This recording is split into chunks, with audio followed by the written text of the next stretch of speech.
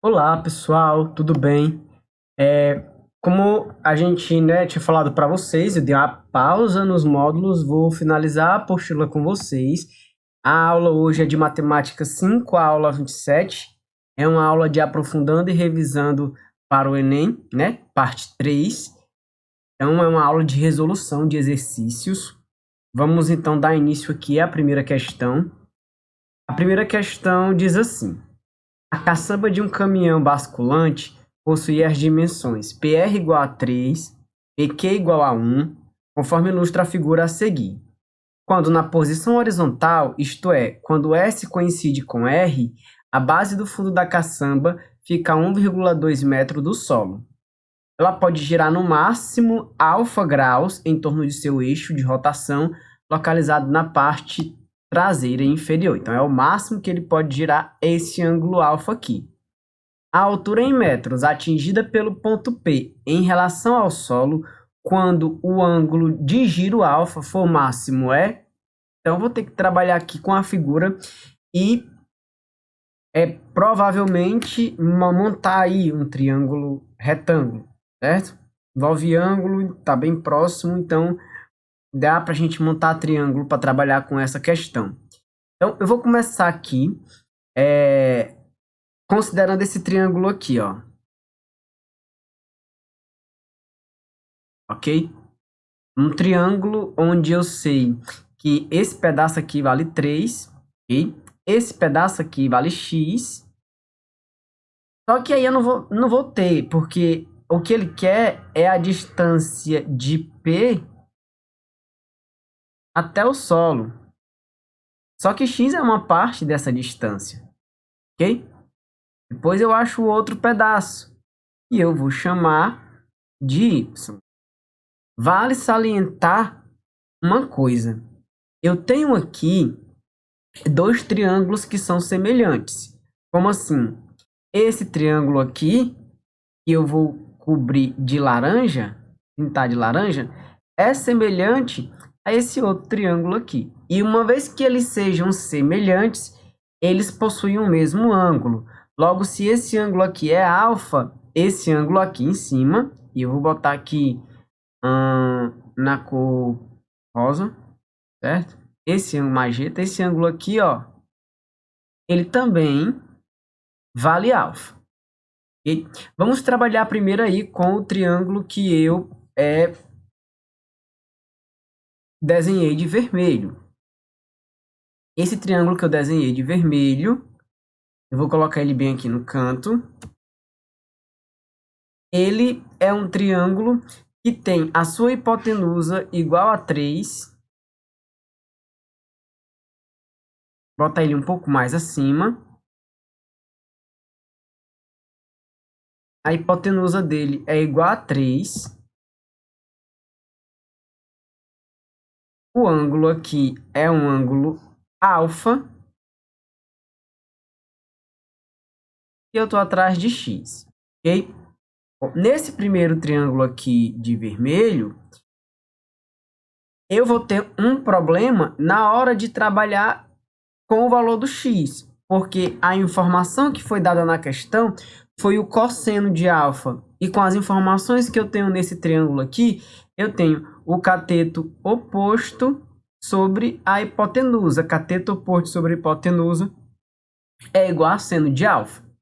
Porém, a gente conhece a relação fundamental. A relação fundamental, ela diz que o seno ao quadrado de alfa mais o cosseno ao quadrado de alfa é igual a 1. Ou seja, o seno ao quadrado de alfa mais 0,8 ao quadrado é igual a 1. Seno ao quadrado de alfa mais 0,64 é igual a 1. Então, a gente vai ter o seguinte: passando o 0,64 para o outro lado, o seno ao quadrado de alfa é 1 menos 0,64. Então, a gente vai ter aqui que o seno ao quadrado de alfa é 0,36, ok? A raiz quadrada de 0,36 é 0,6. Então, o seno de alfa é 0,6. Não tinha o seno de alfa, mas com o cosseno eu consegui achar. Logo, x sobre 3, que é igual ao seno de alfa, é igual a 0,6. Fazendo o meio pelos extremos, vamos ter que x é igual a 1,8. Achei uma parte. Quando eu achar o y, aí eu somo o y mais o x mais 1,2 e eu vou ter a altura do triângulo. Ou do triângulo, a altura máxima, né? A altura do P até o solo. Bom, e aí eu vou para o próximo triângulo. O próximo triângulo é o triângulo que eu vou desenhar aqui. Desculpa, é o triângulo que eu vou desenhar aqui de laranja, certo? É o triângulo que tem ali o Y como um dos catetos. E também porque tem o mesmo ângulo que o triângulo anterior, né?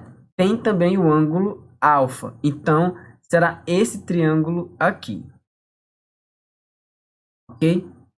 Vou trabalhar com o triângulo laranja. Desenhando o triângulo laranja aqui embaixo, eu vou ter o seguinte.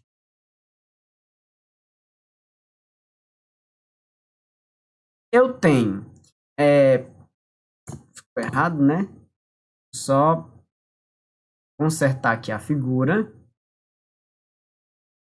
Eu tenho, então, esse lado aqui, que é o Y, que eu estou atrás, né, para chegar lá no ponto P. Eu sei que isso aqui vale 1, e esse ângulo aqui é o ângulo alfa. São as informações que eu tenho daqui. Y1 e alfa.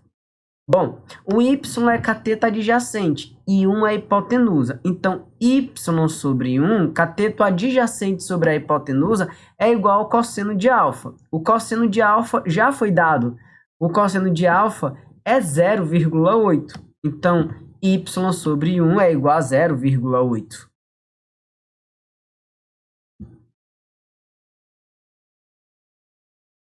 Uma vezes 0,8 é 0,8. Então, Y é igual a 0,8.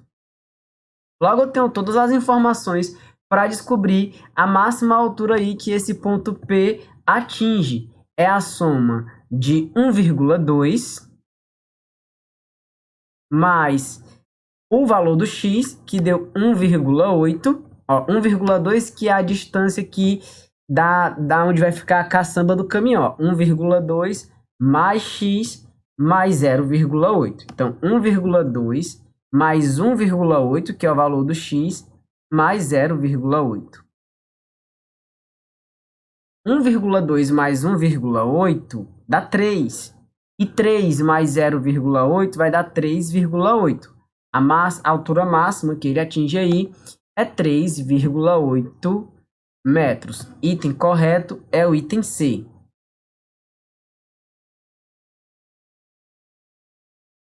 Então, vejamos aí a próxima questão. A próxima questão diz assim: uma gráfica que confeccionou material de campanha determina o custo unitário de um de seus produtos em reais de acordo com essa lei aí, certo? CT igual a 200 mais 120 vezes seno de π sobre 2 vezes T, com T medido em horas de trabalho. Assim, os custos máximos e mínimos desses produtos são... Veja só, o máximo valor de um seno é 1, e o mínimo valor de um seno é menos 1. Então, se eu trocar todo o seno aqui pelo seu valor máximo, que é 1, o que eu vou ter é, para valor máximo, vou ter 200 mais 120 vezes 1, que é 120. Então, 200 mais 120 vai dar 320. Então, o valor máximo é 320. Já o valor mínimo, eu vou trocar o seno pelo seu menor valor, que é menos 1. Então, vai ser 200 mais 120 vezes menos 1. Então, ficará 200 menos 120. 200 menos 120 vai dar 80. Então, o menor valor aí é 80. Então, o custo máximo e o custo mínimo aí vai ser 320 e 80. O item correto é o item D. Vejamos então a próxima questão. A próxima questão diz assim: a função dt igual a 12 mais 1,6 vezes cosseno de π 180 mais t vezes t mais 10 fornece uma aproximação da duração do dia, que é a diferença entre horas entre o horário do pôr do sol e o horário do nascer do sol em uma cidade do sul do país, no dia t de 2018. A variável inteira t que representa o dia varia de 1 a 365, sendo t igual a 1, correspondente ao dia 1º de dezembro, e t igual a 365, correspondente ao dia 31 de dezembro. O argumento da função cosseno é medido em radianos.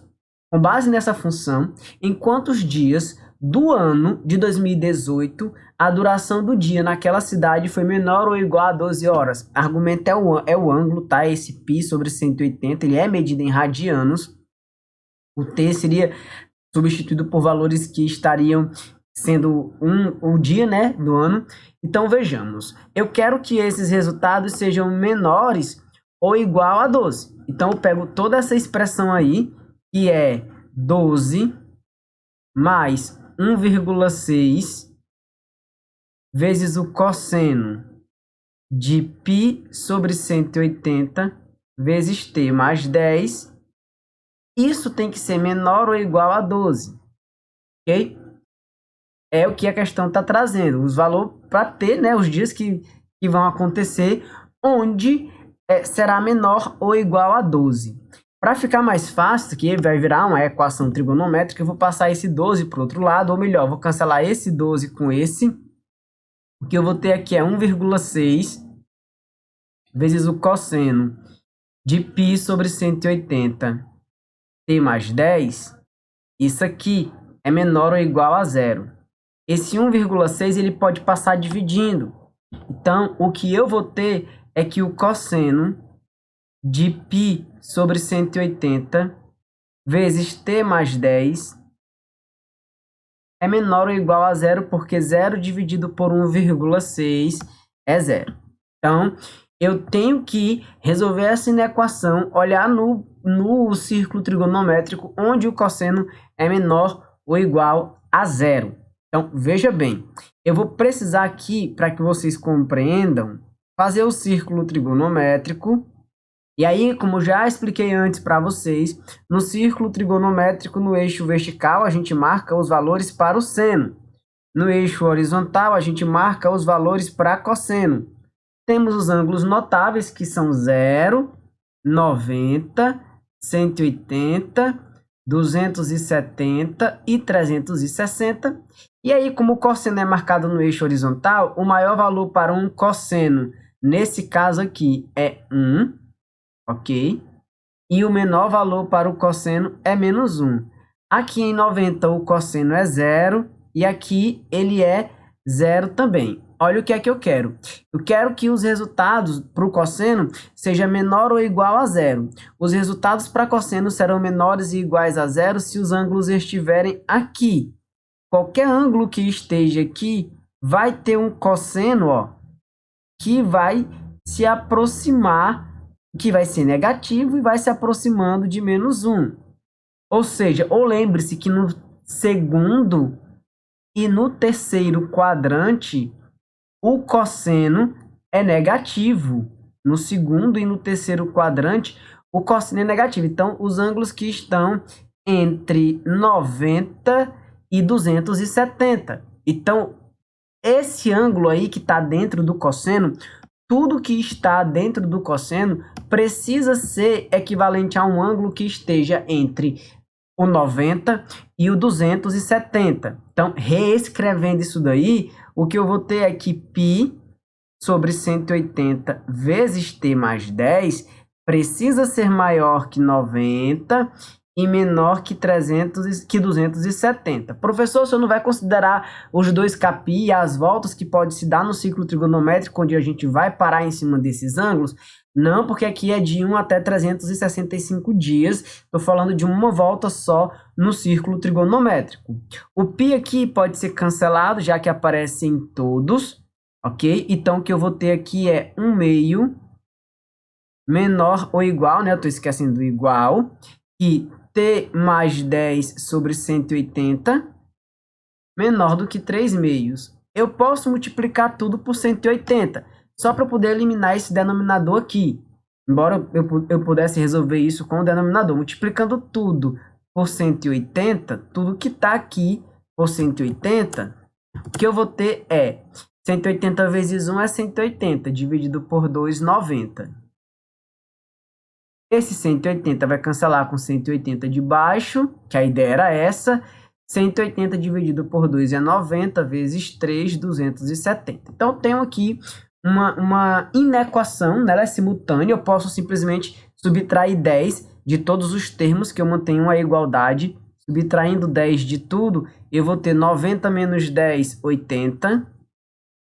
10 menos 10 vai dar 0, vai ficar só o t, e 270 menos 10 é 260. Então, o t, os dias que vão se passar, onde os resultados serão menores ou iguais a 12, serão os dias que estarão compreendidos entre maior ou igual a 80 e menor ou igual do que 260. Então, quantos dias vão se passar? É só a gente subtrair 260 menos 80.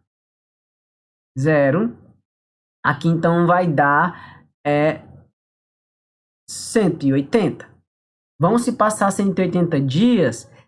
É bom a gente tomar cuidado com isso daqui, porque quando eu faço essa subtração, eu estou deixando o 80 de fora da contagem e ele é um dia que também faria parte da contagem. Então, ao invés de ser 180, eu preciso acrescentar um aqui, porque senão o 180 fica de fora. Na verdade, é 181. Muita atenção, é provável que tenha os dois itens, tanto o 180 como o 181. E tem mesmo, né? Nesse caso aqui, só desci um pouquinho demais. Então, nesse caso é o 181 e não o 180. Uma questão que pode, né, porventura, induzir aí ao erro, né? Se você deixar o 80 de fora. Mas o item correto aqui é 181. A questão de número 4 diz o seguinte: um grupo de escoteiros resolveu montar um acampamento de tal forma que foram armadas 3 grandes barracas, as quais ficaram equidistantes, ou seja, uma mesma distância de um ponto onde se localizava a fogueira. Para tanto, as barracas foram distribuídas usando um plano cartesiano como referência. Sabendo que as barracas estavam localizadas nos pontos H, I e J, em qual ponto desse plano cartesiano está localizada a fogueira? Então, vamos desenhar aqui o plano cartesiano para ficar mais fácil da gente compreender o que a questão está falando para a gente, ok? Então, desenhando aqui o plano cartesiano.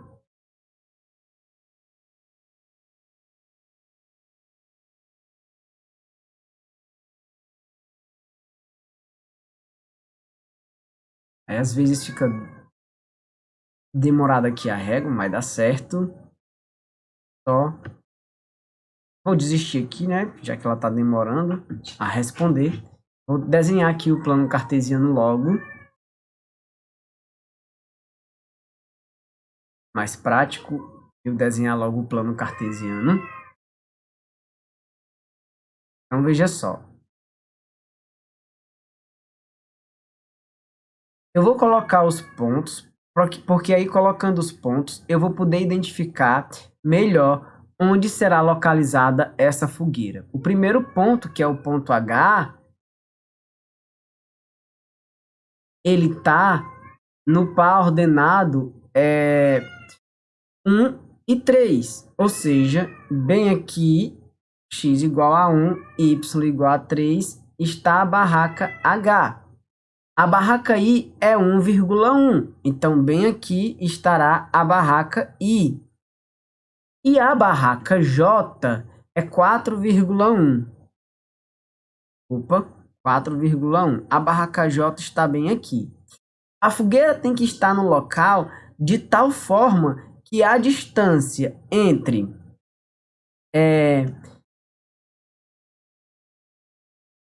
as 3 barracas e a fogueira são distâncias iguais.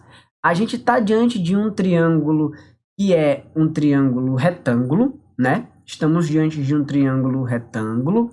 Como as distâncias precisam ser a mesma, Isso daqui será um ponto médio, ok? Então, e coincide porque isso aqui é a mediatriz de um triângulo. A mediatriz, ela sempre, em um triângulo retângulo, a mediatriz, ela sempre será a metade da hipotenusa. Ou seja, metade da hipotenusa, metade da hipotenusa, metade da hipotenusa. Então, basta eu fazer o ponto médio entre o H e o J. Basta eu fazer o ponto médio entre o H e o J, eu vou conseguir achar onde vai ficar a fogueira. Então, eu tenho aqui que o ponto H é 1,3 e eu tenho que o ponto J é 4,1. Para eu achar o ponto médio, eu somo x e divido por 2 e somo y e divido por 2. Então, o ponto médio aqui entre o H e o J será o x do ponto médio 1 mais 4 dividido por 2. 1 mais 4 é 5. 5 dividido por 2 vai dar 2,5. E o y do ponto médio, certo? Veja aqui, ó, tá mais ou menos na metade aqui entre o 2 e o 3. O xm, ó, 2,5. E o ym, a gente soma os y e divide por 2. 3 mais 1 dividido por 2. 3 mais 1 é 4, dividido por 2 é 2. Veja que ele passa exatamente em cima do 2. Tá vendo? O ym. Logo, a gente achou o ponto onde a fogueira vai ficar. A fogueira vai ficar no ponto 2,5 e 2. Item correto é o item A. Bom, como o meu plano aqui ele é preciso, né? Eu fiz um plano cartesiano preciso, porque eu estou usando a malha quadriculada, eu poderia responder essa questão só a olho mesmo, né? Mas é interessante a gente fazer por meio de cálculo, porque não vamos ter aí um plano cartesiano à disposição para ficar tão perfeito assim, né? Na resolução de uma questão. E a quinta e última questão, ela diz assim. Inclusive, essa quinta questão, eu já acredito que eu já resolvi ela para o Ulisses, ou foi para o Caio, para um dos dois. De uma praia, um topógrafo observa uma pequena escarpa sobre o qual foi colocada na vertical uma régua de 2 metros de comprimento. Usando seu teodolito, o topógrafo constatou que o ângulo formado entre a reta que une o teodolito ao topo da régua é de 60 graus. Enquanto o ângulo formado entre a mesma reta vertical e o segmento que une o teodolito à base da régua, né? Isso aqui, ó, é de 75 graus. Sabe-se que o teodolito está a uma altura de 1,6 metros do nível da base da escarpa. Marque a opção que corresponde à altura da escarpa em metro. Então, o que eu quero encontrar é isso aqui. Eu vou chamar de x, ok?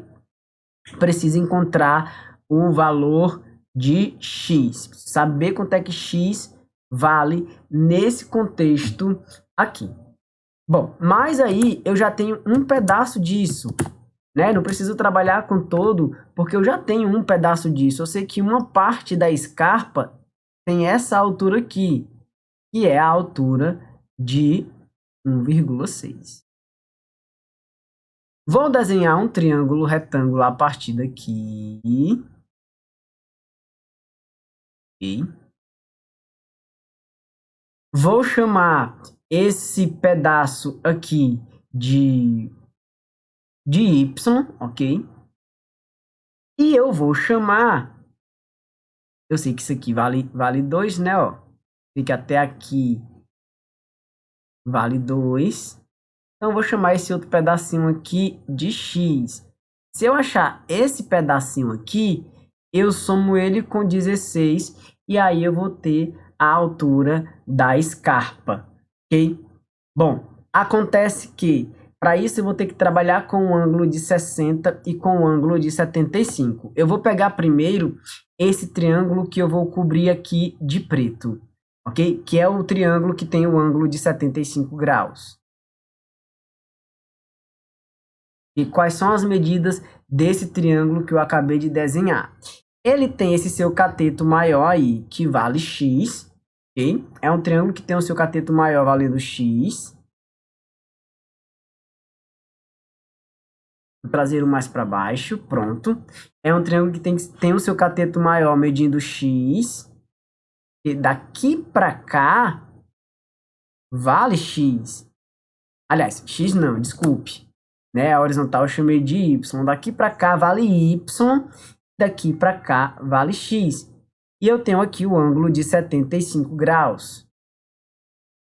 Por trigonometria no triângulo retângulo, o que é que a gente conclui daqui?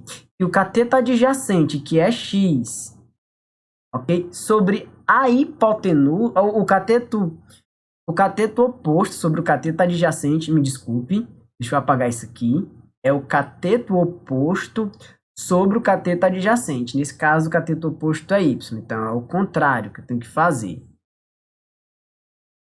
Então, veja.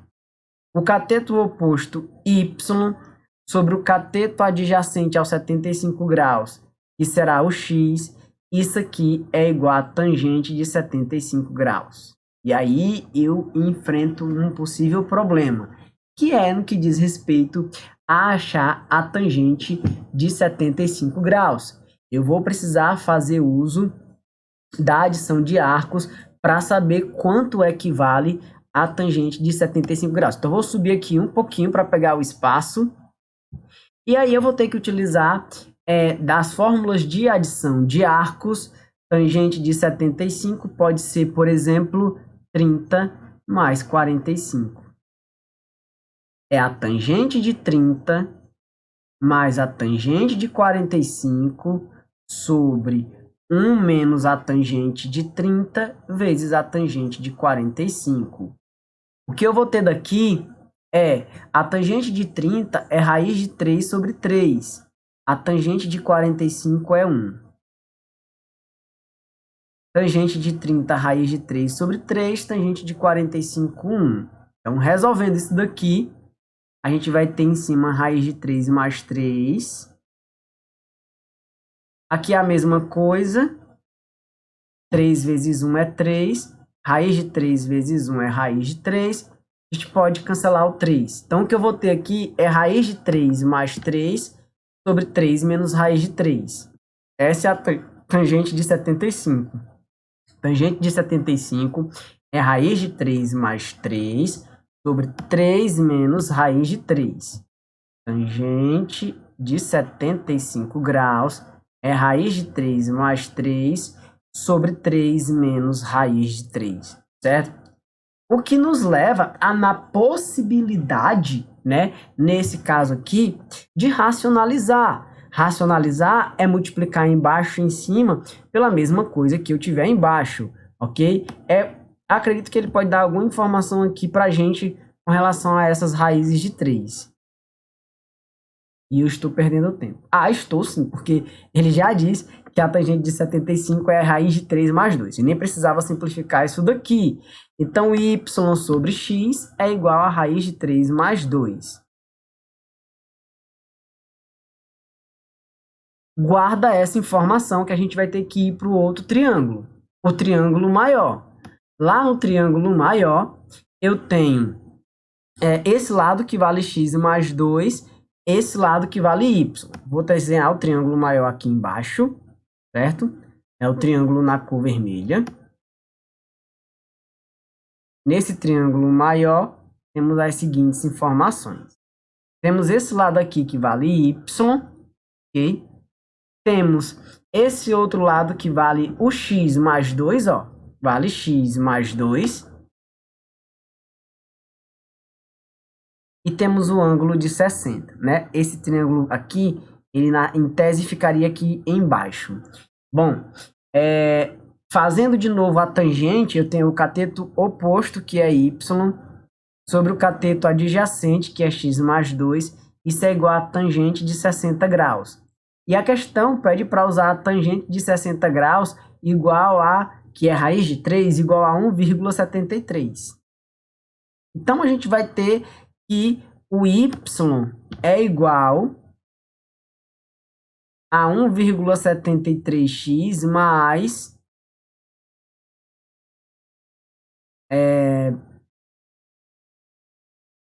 3,46. Então, eu vou substituir, certo? Eu posso substituir em uma das opções. Eu vou substituir nessa daqui, ó. Substituindo aqui, eu vou ter... fazer isso. Substituindo aqui, eu vou ter 1,73x mais 3,46, né? Que foi o que surgiu aí do produto, sobre x é igual a raiz de 3 mais 2. Bom, e é claro, ele pede para que a raiz de 3 ela seja substituída por 1,73 nesse caso, ok? Eu poderia, nesse caso, até substituir depois, né? Em todo caso, eu poderia fazer isso de outra forma. Mas eu vou deixar como está, vou deixar dessa forma. Substituindo, então, a gente vai ter o seguinte.